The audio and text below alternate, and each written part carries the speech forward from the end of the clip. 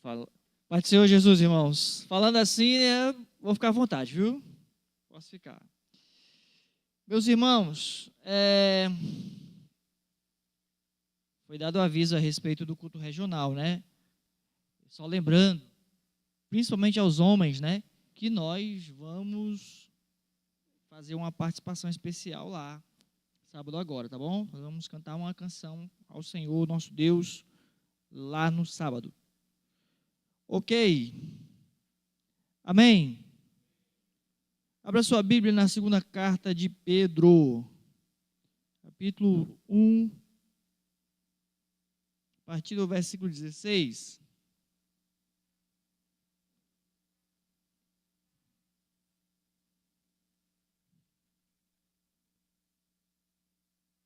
Se você encontrar, diga amém, diga glória a Deus, diga aleluia, diga louvado seja o nome do Senhor, adore o nome dele, glorifique.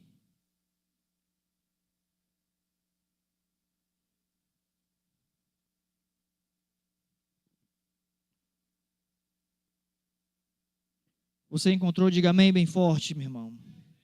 Eita glória. Vamos lá, segunda epístola de Pedro, capítulo 1, versículo 16 ao 21, diz assim: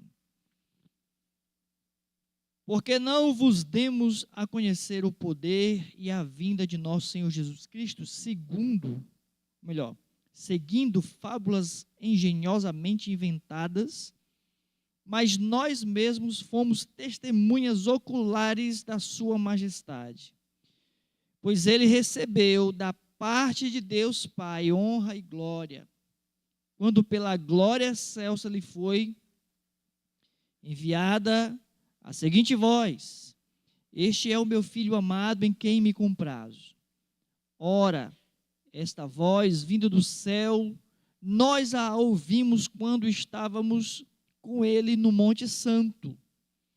Temos assim tanto mais confirmada a palavra profética, e fazeis bem em atendê-la como a uma candeia que brilha em lugar tenebroso, até que o dia clareie e a estrela da alva nasça em vosso coração. Sabendo primeiramente isto, que nenhuma profecia da Escritura provém de particular elucidação, porque nunca, jamais, qualquer profecia foi dada por vontade humana. Entretanto, homens santos falaram da parte de Deus, movidos pelo Espírito Santo. Amém? Glória a Deus. Vamos orar. Bendito Deus e eterno Pai de nosso Senhor e Salvador Jesus Cristo. Deus, nós pedimos que o Senhor, ó Deus, possa revelar aos nossos corações mais e mais da Tua palavra, que o Teu Espírito Santo nos dê o entendimento, a compreensão da Tua palavra. Portanto, Senhor, em nome de Jesus, remove todo o impedimento, toda a barreira. Ó Deus, repreende o sono, o cansaço, renova as forças dos Teus servos, filhos e filhas que aqui estão nesse lugar, adoradores que vieram Te adorar, ó Deus, em espírito e em verdade. Ó Espírito Santo de Deus, toma cativo o nosso coração, a nossa mente, para podermos compreender a Tua palavra nessa noite, para podermos sair daqui desse lugar, edificados e renovados na força do Teu poder. Em nome do Senhor Jesus, assim te peço e te agradeço. Se você concorda comigo, diga amém. Louvado seja Deus. Muito bem, o apóstolo Pedro, mais uma vez, né? Estamos na segunda epístola de Pedro, escrevendo à igreja, uma carta que a gente chama carta universal, uma epístola universal, ou seja, vale para toda a igreja. Embora houvesse um destinatário, mas essa carta, ela na verdade é destinada a toda a igreja espalhada na face da terra, inclusive para os nossos dias hoje, né? Lembrando que a igreja é a primeira geração de cristãos. Eu gosto sempre de lembrar disso. É uma igreja que está aprendendo a ser igreja.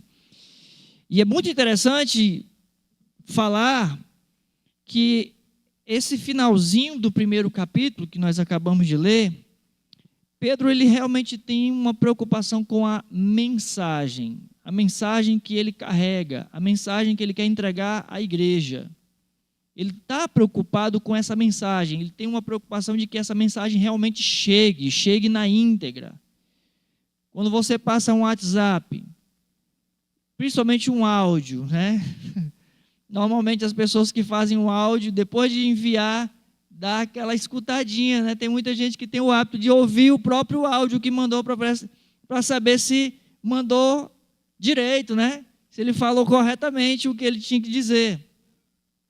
E Pedro, ele realmente está muito interessado em que a mensagem chegasse a todos os crentes, né? E a mensagem, especificamente, se você prestou atenção na leitura, ela vai se referir ao poder, à vinda do Senhor Jesus Cristo. Quando Pedro escreve, ele diz no versículo 16: porque não vos demos a conhecer o poder e a vinda do nosso Senhor Jesus Cristo, seguindo fábulas engenhosamente inventadas. Então Pedro está realmente interessado que essa mensagem ela seja original, que ela não seja deturpada, distorcida, que ela não seja, inclusive, debochada, que ela não seja desacreditada, né, por alguns. Enfim, o grande propósito realmente de Pedro aqui era confirmar aos seus destinatários, as pessoas que iam ter acesso a essa carta, era confirmar a certeza, inclusive, da segunda vinda de Cristo. Deixa eu perguntar de novo, domingo eu falei, deixa eu perguntar de novo, quantos aguardam no seu coração a vinda de Jesus? Digam amém. Normalmente, quando a gente está cansado, quando a gente está atribulado, a gente lembra da volta de Jesus, né? Porque a gente quer, sabe que quando Jesus voltar, essa labuta, né, esse cansaço, ele vai acabar de uma vez por todas. Mas é interessante nós lembrarmos e estarmos sempre pensativos na vinda de Jesus Cristo, não só para o alívio da tribulação, mas pelo fato do trabalho, do chamado, da vocação que pesa sobre nós, sobre as nossas vidas. Há um chamado, há um propósito, há uma vocação. Haverá uma prestação de contas também. E é interessante estarmos sóbrios a respeito, inclusive, daqueles falsos ensinadores, né? Falsos profetas, falsos mestres, os hereges. Observe que no capítulo 2, Pedro vai começar a falar dos falsos mestres. Porque já existiam pessoas naquela época, vamos dizer assim, jogando contra, né? Jogando contra dentro do time, desacreditando da mensagem. João diz, estavam no nosso meio, mas não eram dos nossos. O apóstolo João, estavam no nosso meio, mas não eram dos nossos. Pedro aqui, ele tem a mesma intenção, ele está realmente focado nessa mensagem, especialmente a respeito da vinda de Cristo, a sua segunda vinda, para que a igreja não ficasse desapercebida, para que a igreja não ficasse desacreditada, como alguns já estavam ali cansados, vou usar essa expressão. Voltamos ao versículo 16, né? De novo, diz assim, mantenha a sua Bíblia aberta e acompanhe comigo aí. Porque não vos demos a conhecer o poder e a vinda de nosso Senhor Jesus Cristo, seguindo fábulas engenhosamente inventadas, mas nós mesmos fomos testemunhas oculares da sua majestade. Veja bem, uma vez que Pedro inicia essa sessão aqui que nós acabamos de ler, ele inicia se colocando como testemunha, e ele coloca no plural, ele diz, nós vimos, porque não foi apenas Pedro que viu, não é apenas Pedro testemunha, existem vários testemunhos, né? E várias testemunhas. Todos os apóstolos foram testemunhas oculares dos feitos, da morte, da ressurreição, e inclusive da assunção, especialmente da mensagem, da fala de Jesus, ao dizer que ele voltaria para buscar a sua igreja, o ensinamento de Jesus. E esses apóstolos que foram testemunhas oculares, eles deram testemunho em meio à perseguição, em meio ao martírio propriamente dito.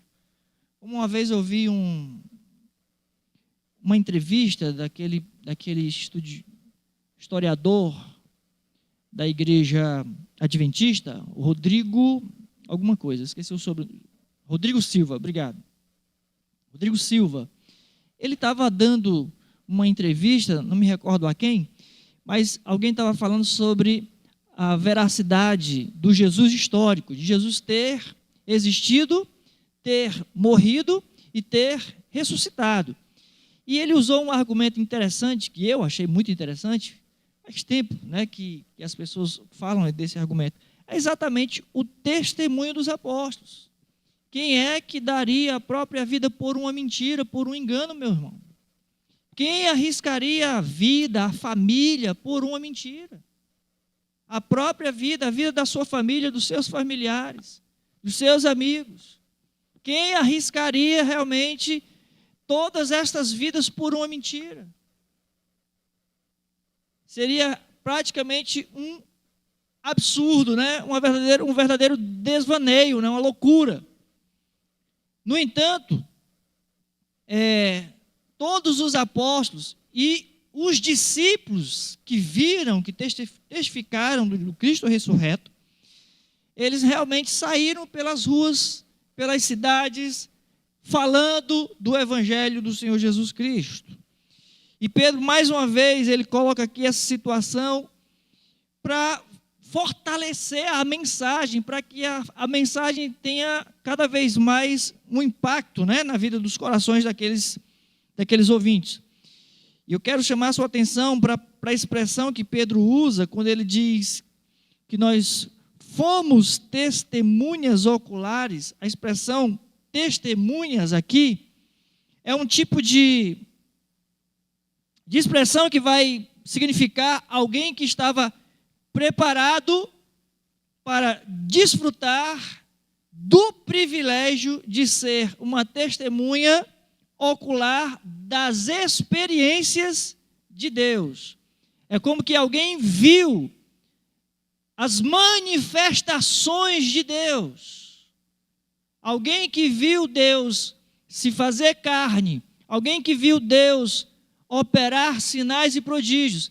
Alguém que viu Deus morrer na cruz, no seu sacrifício, na sua entrega. Alguém que viu Deus ressurgir dos mortos.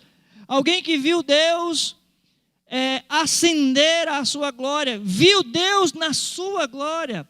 Como ele fala mais adiante, no versículo 17, o episódio da transfiguração. Só para ficar adiantado aqui. Muito bem.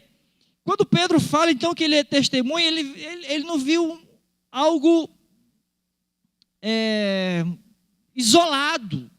Ele testificou, ele desfrutou, ele vivenciou todo um agir de Deus, toda uma experiência de Deus entre os homens. Desde o seu agir ao seu falar. De maneira que Pedro, então, está dizendo que todos os cristãos que são testemunhas, dentro dessa ótica da experiência de experimentar, ou melhor, de desfrutar do privilégio de testemunhar a experiência de Deus entre os homens, todo cristão, com os olhos da fé, ele olha para a cruz. Você deve estar cansado de ouvir que evangelho sem cruz não é evangelho, cristianismo sem cruz não é cristianismo. Qual é o centro do cristianismo? É a cruz. Qual é o ápice do cristianismo? É a cruz. Claro que não existe cruz sem ressurreição, ok? Mas é aquele derramamento de sangue. É aquele derramamento de sangue, aquele sacrifício. Ali é o alvo da nossa ótica, do olhar do cristão, do olhar do crente. Pela fé, todo crente precisa enxergar a cruz. E quando enxerga a cruz é no sentido de ser uma testemunha ocular da cruz. De ver o Cristo crucificado, o Cordeiro de Deus que foi imolado para a remissão dos nossos pecados. Enxergar isso na ótica da fé, pelos olhos da fé.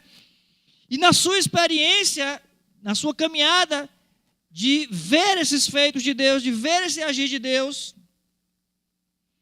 A experiência do crente em fé é morrer com Cristo e ressurgir com Cristo. É o que Paulo diz. Nós morremos com Ele e com Ele ressurgimos. Essa é exatamente a vivência, a experiência de fé que o cristão possui nas experiências de Deus na terra. A sua fé, ou melhor, a fé do crente, ele une o cristão a Cristo. Daí você entender por que Paulo nos coloca como corpo de Cristo e Cristo o cabeça. Cristo o cabeça da igreja. A igreja é o corpo de Cristo. E somos membros deste corpo. Para nós entendermos toda essa experiência de Deus na terra, da qual nós, de forma privilegiada, desfrutamos hoje pelos olhos da fé, mas podemos dizer pelos olhos da fé. Cristo foi crucificado, ressurgiu. Com Ele eu morri para o mundo, morri para os meus pecados. Com Ele eu ressurgi, uma nova criatura, um novo homem, uma nova mulher, revestido do Espírito Santo, selado no Espírito Santo, vivendo em novidade de vida. Só realmente pela ótica da fé, como testemunhas oculares, podemos experimentar, desfrutar desse privilégio. Daí, então, no versículo 17, Pedro diz assim: pois ele recebeu da parte de Deus Pai honra e glória, quando pela glória excelsa, essa glória excelsa é a transfiguração, lá no monte, quando ele aparece com o corpo glorificado, e a palavra que Pedro usa aqui é glória excelsa, que lhe foi enviada a seguinte voz. E aí naquele momento da glorificação, estava lá de um lado Elias, do outro Moisés, e aí a voz no céu bradou: este é o meu filho amado, em quem me comprazo. Não confunda esse episódio com o episódio do batismo, né? Aqui é o episódio da transfiguração, quando Jesus chama Pedro, João e Tiago para um momento de oração. E aí naquele momento em que Jesus está orando um pouquinho afastado, o ambiente é tomado por uma nuvem, os discípulos ficam meio que apavorados, e de repente surge ali dois varões, era Elias e Moisés. E aí tem aquela fala conhecida do apóstolo Pedro: bom é estarmos aqui, Senhor. Vamos fazer então 3 tendas, uma para ti, uma para Moisés e outra para Elias. Isso aconteceu cerca de 8 dias depois de o apóstolo Pedro mesmo dizer: tu és o Cristo, filho do Deus vivo. Você observa que tudo está testificando do Filho. Pedro havia testificado, aquele momento de transfiguração, tem lá Moisés e Elias, testificando a voz do céu, que é a voz do Pai, dizendo: este é o meu filho amado, em quem me comprazo. Na versão de Lucas, Lucas declara que a voz dizia: a ele ouvi. É deste episódio que Pedro está se referindo, quando ele está falando aqui de que ele, Pedro, foi testemunha ocular, com a expressão de alguém que, de uma forma privilegiada, desfrutou das experiências de Deus. É nesse sentido que nós somos convidados. É nesse sentido que nós somos exortados. Nós estávamos aqui adorando a Deus, estávamos aqui cantando louvores ao Senhor. E a gente é desafiado a não ficar a fazer esse tipo de coisa mecanicamente. Não é que a gente vai virar aquele tipo de crente do misticismo, né? Mas espiritualmente falando, nós, pelo olho da fé, pela ótica da fé, nós contemplamos a cruz, meus irmãos. Pela ótica da fé, na experiência da fé, nós contemplamos a ressurreição. Pela ótica da fé, nós somos renovados. Nós ressurgimos com Ele. Davi iniciou o culto lendo o texto do próprio Cristo, dizendo: vinde a mim todos que estão cansados, sobrecarregados, e eu vos aliviarei. E ele estava me perguntando: papai, Jesus está se referindo a esse descanso? Ele está se referindo ao descanso do pecado, do peso do pecado, do fardo do pecado? Eu disse: sim, e muito mais. Seja cansaço físico, seja cansaço emocional, seja cansaço espiritual, seja até mesmo cansaço religioso. Em Cristo, irmão, quando nós olhamos pela ótica da fé, em Cristo Jesus, nós somos completamente renovados. Completamente renovados em todos os sentidos, em todos os aspectos. Há um fascínio ao olhar a Cristo. Quer bem dizer que vamos supor, né? Quer bem dizer que se Cristo materializasse aqui na nossa frente, bum, né? O trovãozão, apareceu aqui Cristo. A paz seja convosco, meus irmãos. Ei, meu querido, os crentes iam dar um pulo para trás. É um fantasma! Quem é que ia lembrar que está cansado, irmão? Quem é que ia lembrar que estava, sei lá, doente das pernas, da coluna? Ia correr para cima de Jesus com força, sim ou não?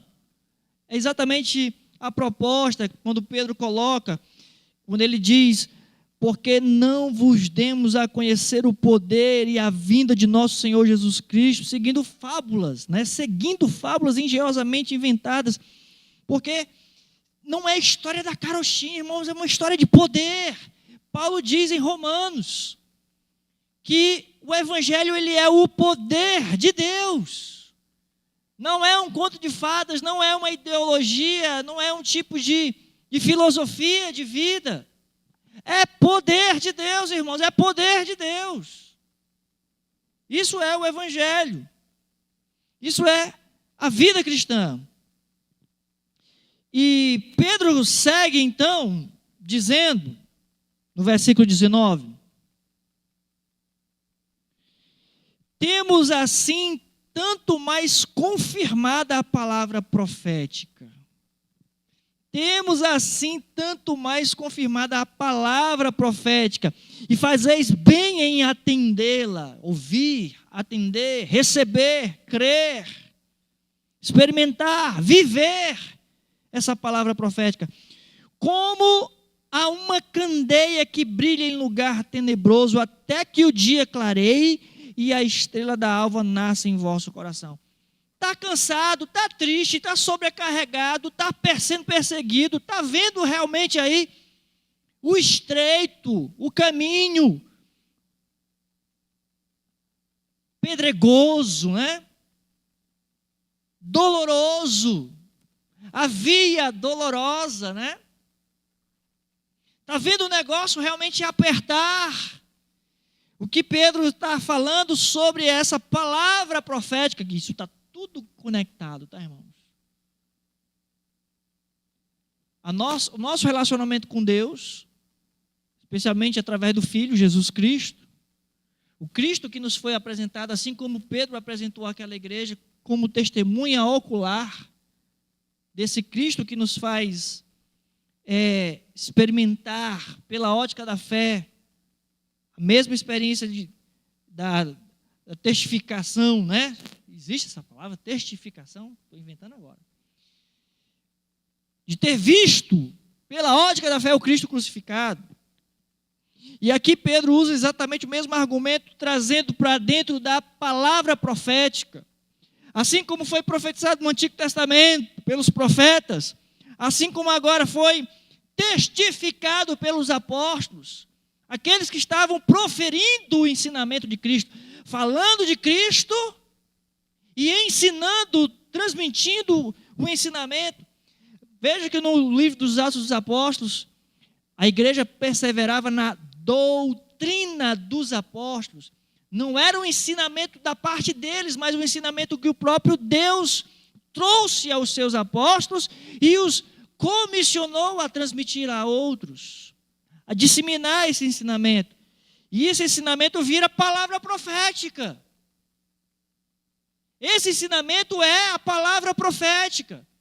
Nos nossos dias o pessoal fica falando palavra profética aí, palavra profética, e fica meio... Como é que eu posso dizer? Desvirtuando a verdadeira palavra profética.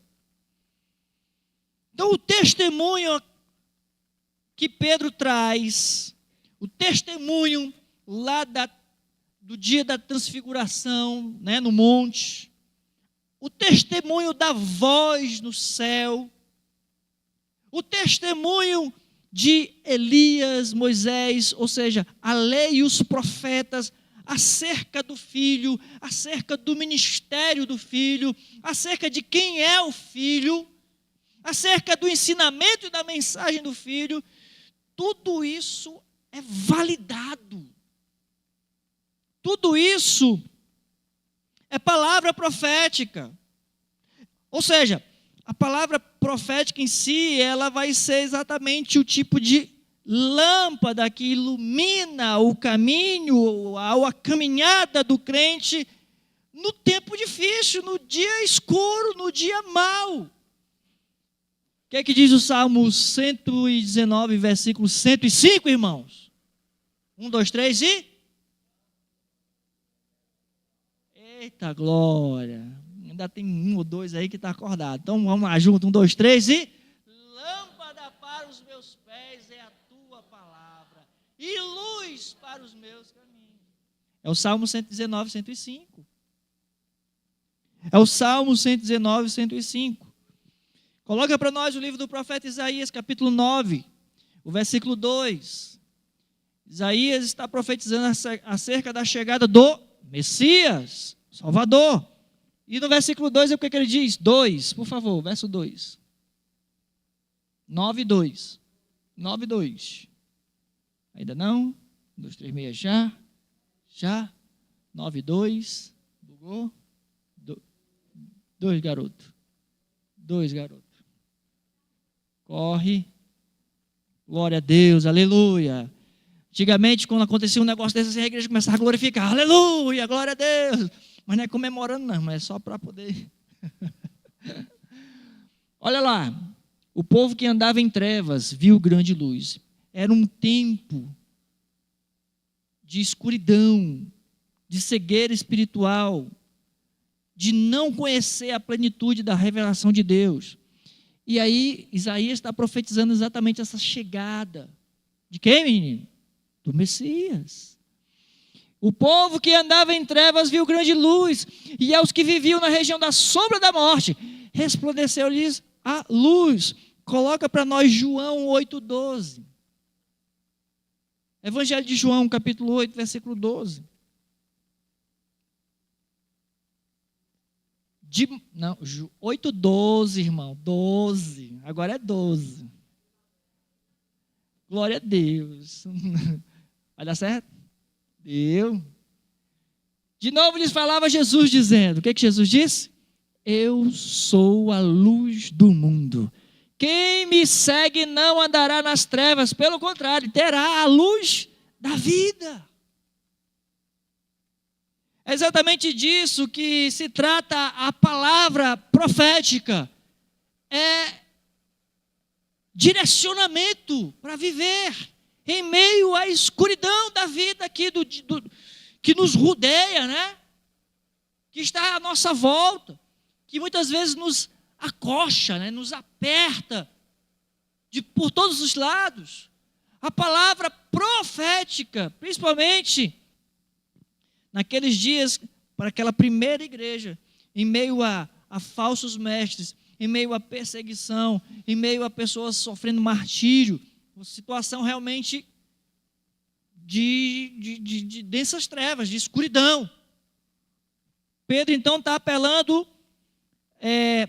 para que a igreja se volte para as verdades de Deus, para a palavra profética.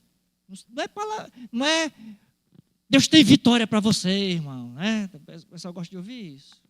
Oh, glória. Deus tem uma palavra de vitória para você hoje. Essa semana, em nome de Jesus, Deus vai abrir uma porta. Aí o pessoal acha que isso é palavra profética.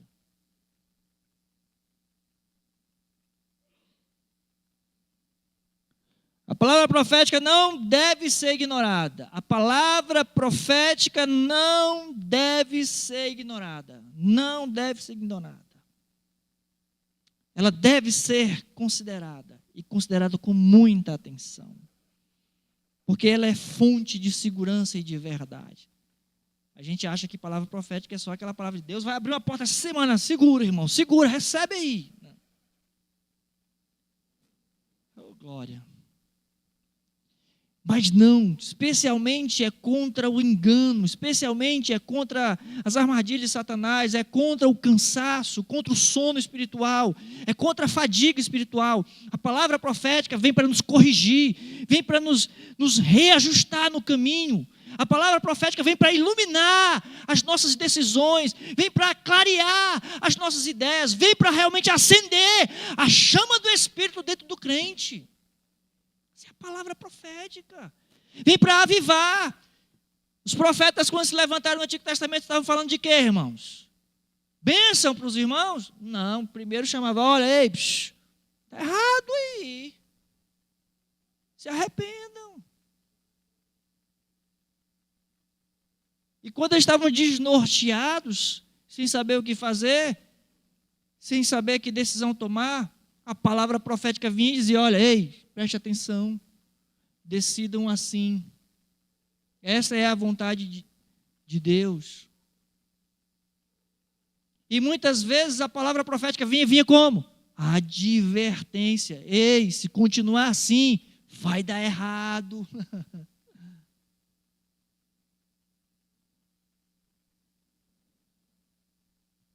Arrependei-vos. E aí sim, desfrutem da vida. Desfrutem da bênção. Vivam. É o que Pedro está chamando a atenção da igreja. E isso serve muito para nós hoje. Temos assim tanto mais confirmada a palavra profética, tudo apontando para Cristo.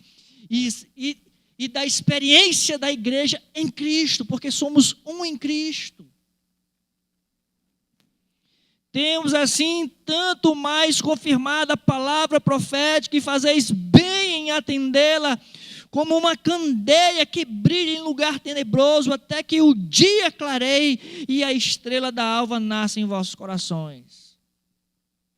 O crente ficar esclarecido, firmado, consolidado, de maneira que ele não fica mais ali titubeando, né? Diante dos enganos, diante das adversidades, pelo contrário, ele vai avançando, atropelando, e aí brincando aqui como os pentecostais, sai da frente Satanás, né? partindo para cima. O crente não pode ignorar a palavra profética, ele precisa considerar e considerar com muita atenção. A glória de Cristo na transfiguração, lá no Monte Santo, e as visões dos profetas do Antigo Testamento e dos apóstolos, combinam direitinho, exatamente para certificar, assegurar também a segunda vinda.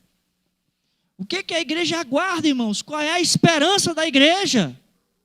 É a vinda do Senhor Jesus Cristo. Assim como no Antigo Testamento, qual era a esperança de Israel? A vinda do Messias. Embora nos dias do Messias, no ministério terreno de Jesus, a interpretação e a expectativa dos judeus era muito mais política e militar.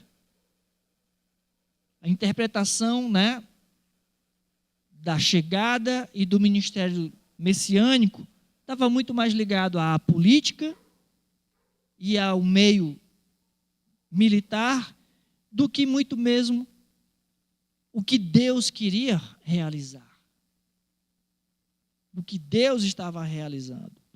Portanto, é nesse aspecto que também nós somos desafiados a olhar as Escrituras dentro da perspectiva de Deus e não da nossa perspectiva.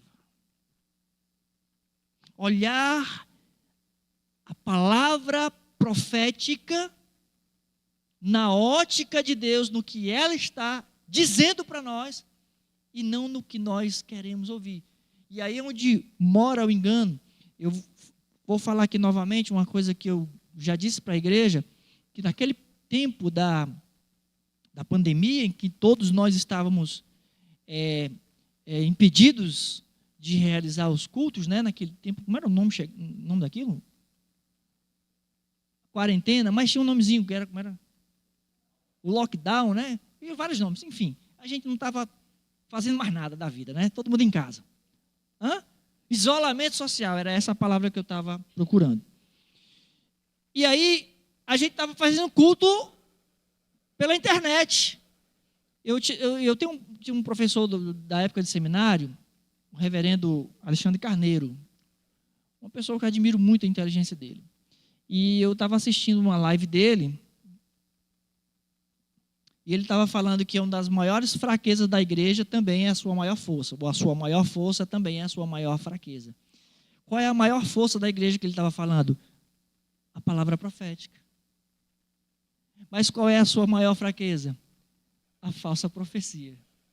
Os falsos profetas, os falsos mestres. Porque muitas vezes são os que estão dentro fazendo uma interpretação distorcida das Escrituras, uma interpretação egoísta, Mas eu quero dizer isso para a igreja. E aí distorce as Escrituras para dizer o que ele quer dizer, não o que a Bíblia está dizendo. Você está me entendendo aí, irmãos? Então, é o que Pedro também está falando para nós. Por isso ele diz no versículo 20, sabendo primeiramente isto, que nenhuma profecia da Escritura provém de particular elucidação. Em outras palavras, Pedro está dizendo o seguinte, olha, a palavra profética, ela não é coisa de homens. Ela não vem de uma erudição humana, de uma inteligência humana, de uma sabedoria humana, de uma filosofia humana. Ela não vem de uma interpretação humana. Embora existam os estudiosos, os teólogos, os historiadores, embora existam os estudiosos, mas a palavra profética, ela não vem a partir desse esforço humano. Quando algum dos profetas interpretavam uma situação da história, por exemplo, como eu falei anteriormente, como é que se dava a palavra profética no Antigo Testamento, especialmente? pessoal, se continuar nesse pecado aqui, Deus vai julgar a nossa terra. Vai acontecer isso com a gente. Era uma palavra profética. Enxergava o pecado da nação, denunciava o pecado, falava das consequências que traziam aquele pecado, e chamava ao arrependimento para experimentar a bênção de Deus. Basicamente, o Antigo Testamento tinha muito desse tipo de palavra profética. Quando algum dos profetas interpretava uma situação dada da história, ou quando explicava como ia se desenvolver a história, quando eles faziam isso, não estavam emitindo uma opinião particular deles. Quando os profetas, mesmo fazendo a interpretação do pecado da nação, eles não estavam ali entregando uma opinião particular deles. Eram homens tomados pelo Espírito de Deus, denunciando o pecado da nação e anunciando o juízo de Deus. E também chamando ao arrependimento. Não era simplesmente, olha, minha opinião é que se a gente fizer isso aqui, vai acontecer aquilo. Não era. Estavam ali transmitindo uma revelação de Deus que eles tinham recebido. Que aqueles profetas tinham recebido. Uma outra maneira interessante de nós abordarmos essa fala de Pedro no versículo 20, é exatamente como eu estava falando anteriormente, é aqueles que entendem a palavra profética e a tomam como uma referência para interpretá-la à sua maneira, né? Dentro daquilo que é conveniente para si mesmo. Ou seja, Pedro estava numa situação de enfrentamento dos hereges. Nos dias de Pedro já tinha gente dizendo, não, Jesus não vai voltar mais não. Está demorando muito já. Quando ele falou que ia voltar, ele falou figuradamente. Era simbólico. Volta mais não, gente. Ainda hoje existem pessoas fazendo esse tipo de interpretação da palavra profética. Que Jesus vai voltar é uma palavra profética. Que eu e você temos que acatar, receber.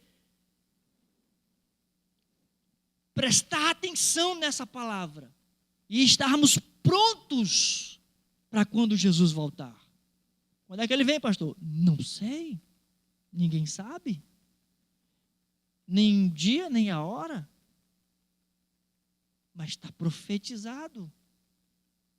E a profecia é que nós estejamos prontos, sóbrios, vigilantes, preparados para o noivo, porque ele vem, amém? Essa é a palavra profética. Mas, enfim, alguns estavam interpretando as palavras da profecia com distorções, com as suas distorções. Pedro, ele faz exatamente essa exortação, nesse finalzinho de sessão, versículo 20, 21, quando ele diz, sabendo primeiramente isto, que nenhuma profecia da Escritura provém de particular elucidação, ou de particular interpretação, como se fosse uma opinião humana. Não é. É uma palavra dada pelo Espírito Santo. E na hora de interpretar, também precisa ser interpretada pelo Espírito Santo. É o que Paulo diz, escrevendo aos Coríntios, capítulo 2, a 1 de Coríntios 2, 14 e 15, quando ele fala que as coisas espirituais são discernidas pelo Espírito de Deus. Se eu quero ter uma boa compreensão das Sagradas Escrituras, meu irmão, tem que ser pelo Espírito Santo de Deus. Eu não posso estar movido por torpe ganância, por exemplo. Eu não posso estar movido ali pela como é uma pessoa que é, hoje eu estou com a minha cabeça um pouco meio devagar, né, irmãos? Egoísta, assim, se achando muito inteligente, né? soberba, uma pessoa que altiva, se achando doutor da lei, doutor em divindade, se interpreta a palavra profética para se profetizar, para se proclamar, para sair o querigma, que é proferir palavra de Deus por meio do Espírito Santo. A proclamação da palavra profética tem que ser pelo Espírito de Deus. As coisas espirituais se discernem pelo Espírito de Deus. Ou seja, em todo o caso, o Espírito dá ao profeta a sua mensagem. A mensagem profética só pode ser interpretada e entendida também mediante o mesmo Espírito. O mesmo Espírito.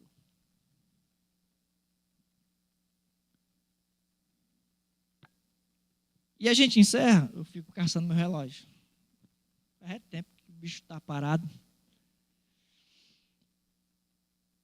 Pedro encerra no versículo 21, porque nunca, jamais, e aqui eu também vou encerrar, porque nunca, jamais, qualquer profecia foi dada por vontade humana.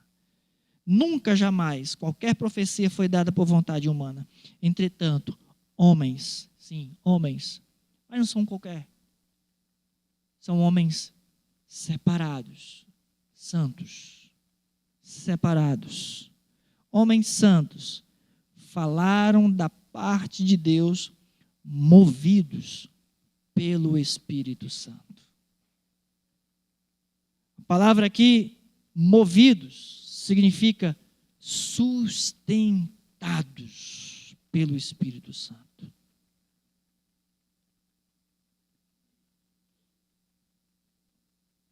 Não saiu, embora o Espírito Santo usou o que a pessoa tinha, certo? Claro que acrescentou ali uma pitadinha a mais, né? Você vê o apóstolo Pedro, um homem, vamos assim dizer, meio brutão, grosseirão, um homem não letrado, pescador. Olha só a maneira como que ele escreve. Olha só a maneira como que ele pregou lá em Atos 2, né? Como é que pode? Esse homem não era pescador?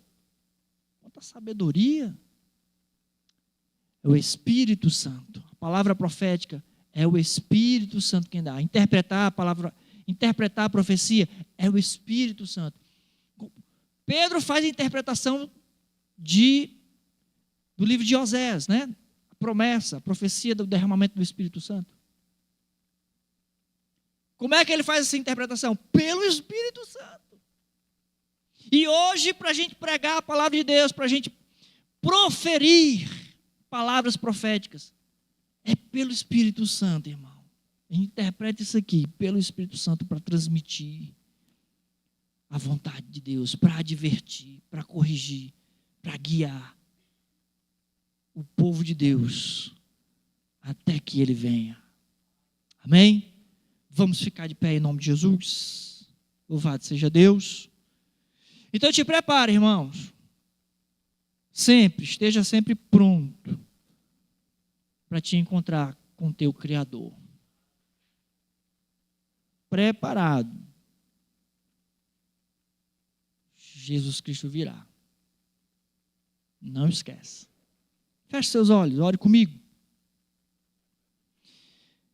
Deus de graça e misericórdia, Deus que fala, Deus de profecia, Deus de promessas, Deus que nos chama a atenção, que nos exorta, que nos corrige, que nos disciplina, que nos orienta, Deus que nos dá a conhecer a tua vontade, que nos dá a conhecer a tua palavra, Deus de revelação.